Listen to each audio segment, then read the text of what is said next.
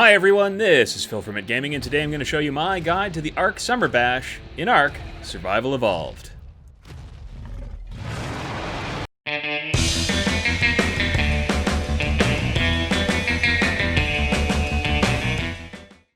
Like most of the events in ARK Survival Evolved, in order to manufacture any of the event-based skins or items, you're going to need a cooking pot. So simply manufacture a cooking pot, place it wherever you like on the ground, and go into its inventory, and you will see a folder called Holiday. Simply go into the folder, and you will see all of the different things that this particular holiday has to offer.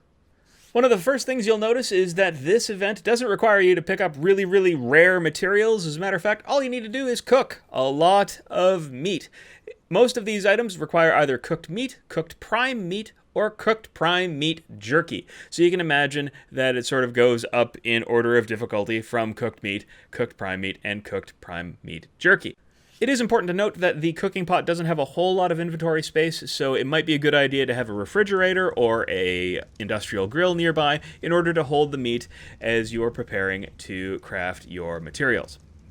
So what sort of things does this event have to offer? Well, first off, it has lots of new skins for things like hats and shirts and pants. It also has new emotes. So what I'm going to do right now is I'm going to take a couple skins for a shirt and pants and also a new emote, and I'm going to reskin my shirts and pants. You can see I've already reskinned my hat to be a nice Uncle Sam hat, but I'm going to put a Hawaiian shirt and some new shorts on. I'm also going to take off my gloves and boots because they don't really match with the aesthetic I'm going for. But you can see here, very summery, very festive, wonderful. There was also that new emote, but I don't currently have it on the context wheel because you do have to not only pick up the emote, but you also have to consume it. So just go back into your inventory and go to its menu and consume the emote.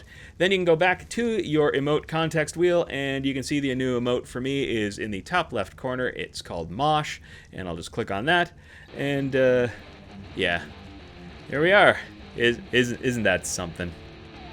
The cosmetics are not limited to yourself. You can also reskin dinosaur saddles with the Dino Uncle Sam skin, and when you put that onto a T-Rex, you end up with something that looks perfectly normal. I don't see anything weird at all about this situation whatsoever. This event also gives us an opportunity to collect Chibi Dinosaurs, and if you haven't collected Chibi Dinosaurs before, well, they're just basically a much smaller version of the dinosaur than is normal. They're a cosmetic dino that you can have in your inventory, and they're just sort of a nice little fun thing to have. In my case, I got myself a little Chibi Direwolf, and what I'm going to do is I'm going to equip it into my offhand slot. When I do so, I will have to name my Chibi Dino, and I'm going to come up with something remarkably clever like Wolfie. Nailed it. Once you've named your Chibi Dinosaur, it will then follow beside you on all of your adventures through the ARK. It won't get lost, it will just stick to you like glue. It also won't take any damage in any sort of fight or anything like that, so basically it's a set it and forget it. With the addition of the Crystal Isles map, there is now a new Chibi Dinosaur available, and that is the Tropionathus, as you can see right here. Now, I don't think it's going to be winning any beauty contests, but it is a new Chibi, and that's kind of neat. Now, the real reason that you want a Chibi in the first place isn't just because they're kind of cute, it's because if you have one in your offhand and you kill an alpha dinosaur, it will gain experience. And every time it gains experience and gains a level, your level cap will increase by 1. If it gets up to a maximum of level 6, you will gain 5 additional levels to your level cap. So as you can imagine, it's very useful to have this in the late game. There are also new skins for items available from the Summer Bash. The first one I'll talk about is for the rocket launcher, and it turns the rocket launcher into this red, white, and blue abomination. So, what does it do exactly? Well, it doesn't take a rocket surgeon to figure it out. It turns it into a fireworks launcher. Yeah. I mean, I can't really complain. This thing does look really badass. The next thing you can change is you can change any torch you want to into a little sparkler here, which, yay, that's fun. Kind of makes the emotes look a little bit better, but there's the sparkler. You can also turn your flamethrower into a super soaker, like water gun, but it doesn't shoot water. No, it's still just a flamethrower, just like before. It doesn't shoot water. It shoots horrible fire.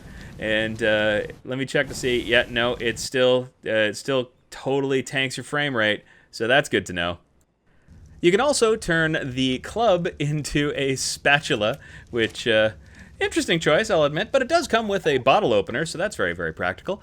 It still works just as you'd imagine. You can still club something unconscious with it, so, I don't know, maybe there's some roleplay value in it, or something like that. Like, don't worry, everybody, meat's back on the menu! There's also a new skin for the boomerang. It turns it into a Frisbee, which is very cool, honestly. Though weirdly disconcerting when you're like knocking something unconscious or killing it with a Frisbee and then harvesting its meat with the Frisbee. Like, that's just messed up. And finally, the last major addition in the Summer Bash event is Summer Swirl Taffies. Now, these are candies that you feed to creatures, and it will give them a movement speed buff.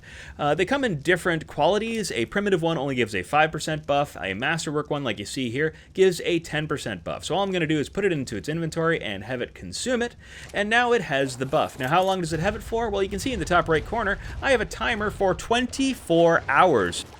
Which I think we can all agree is nothing to sneeze at. Do you have any more tips about the ARK Summer Bash? Tell us about that in the comments below. If you found this video useful, please feel free to leave a like, comment, also subscribe to the channel, and as always, have fun out there.